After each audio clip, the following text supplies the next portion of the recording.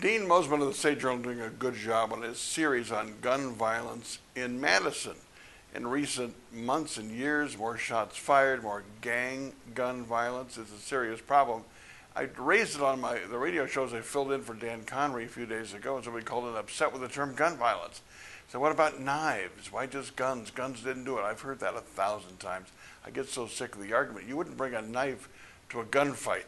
You don't have to stand right next to somebody to use a gun. You'd be a few feet away. I mean, it's very serious in both cases, but guns are worse. Let's be honest. Now, I think it's time to look at some of the underpinnings culturally, and I think we have to look at fatherless children in this state, which has a disproportionate impact on African American children, where fathers are not in the home, not involved in the child's life, whether the father's in jail, the drug war could be a problem, or maybe having some economic problems and scrambling to find a footing. Whatever the reason is, fathers are too often absent in culture generally, but certainly disproportionately impacting African American children. Now, if the father is depressed or in jail, the point of it is you raise a child, you're responsible for that child's upbringing. You don't have to be there living in the same building with mom and share a common dwelling, but you should share a common effort. It's a matter of enormous responsibility, and children need that. White liberal Daniel Patrick Moynihan wrote an essay in 1965 about the trend being dangerous with fatherless children in the African American community. He was attacked at the time by other white progressives, but his warnings have proven to be true in many cases here.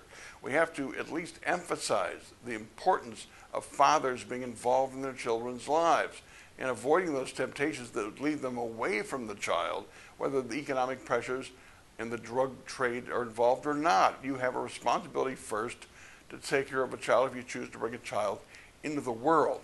Now that sounds harsh about fathers. I was at the laundromat the other day, so I thought I was moving, sold my washer. It's a long story, but I talked to this African American gentleman with 6 daughters, adorably dressed, adorably behaved.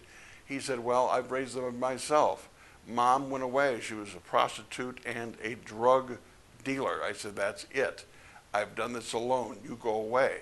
They were so sweet and wonderful to their father. He was wonderful to them. I don't want to say this is about one gender, men or women, but there are disproportionate numbers and statistics that can't be ignored. And part of this is to encourage parents, fathers, to take part in their children's lives. And that's my 2 cents.